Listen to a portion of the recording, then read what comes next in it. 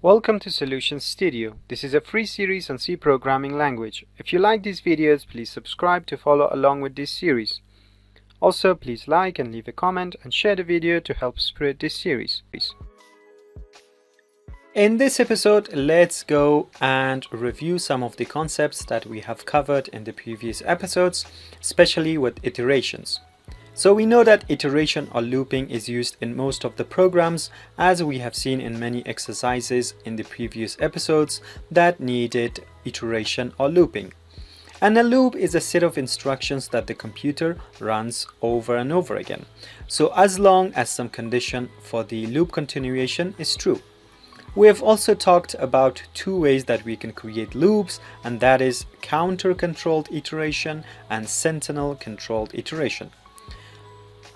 In counter-controlled iteration, a counter variable is used to keep track of how many times a set of instruction is run, and when the value of the counter-controlled shows that the right number of iterations has been completed, then the loop ends and the statement that comes after the iteration statement is run, and that was basically counter-controlled iteration. And sentinel iteration is that if we don't know the exact number of iterations ahead of time, we use sentinel values to control iteration, and the loop includes statements that get data each time the loop is run.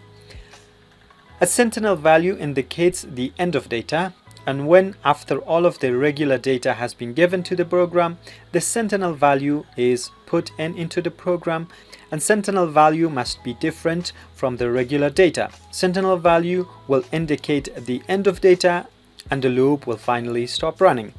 So basically this was a bit of review from the concepts that we have covered in the previous episodes. In the coming episodes we will have a look at different other variation of counter-controlled iteration, and you will see that we have also other different types, including while and for loops. Stay tuned, and I will see you in the next episode.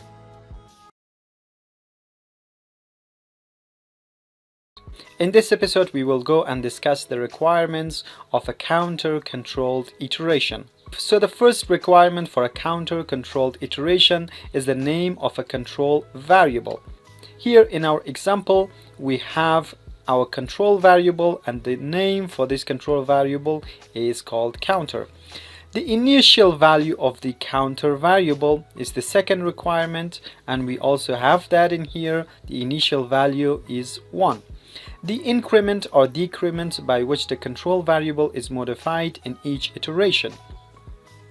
Now that is our increment in here. Using this plus operator, we are incrementing this counter variable each time the while loop is running. And the loop continuation condition that tests for the final value of the control variable to determine whether looping should continue, and that condition is tested in this statement. While counter is less than or equal to 5, this is our condition that based on this condition the while loop will continue running. And as you can see, this program is a complete program for a counter-controlled iteration, and finally it would print the following lines 1, 2, 3, 4, 5, and if I run it, you can see that we get our result. And that's it. This was the requirements of a counter-controlled iteration. Stay tuned as we go into more details and other type and variations of counter-controlled iteration.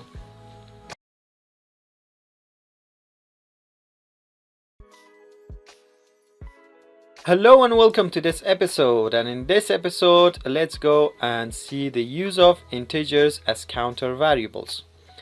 So it's very important to know that floating point values are approximate values, and we have already discussed about this, that floating values precision is not always correct in computers, and they are always approximation. So controlling counting loops with floating values may result in accurate counter values and termination tests, and that's why, and that's the reason, it's always recommended that integer values should always control counting loops. And for that reason I have an example for you. Let's look at the example. This counter wants to run from 1 until 5, but you can see that the 5 is represented in a floating point. Well, this is not a good idea. You should not use a floating point when you're comparing one value to another, because as we said, that floating point values are approximation inside computer memory.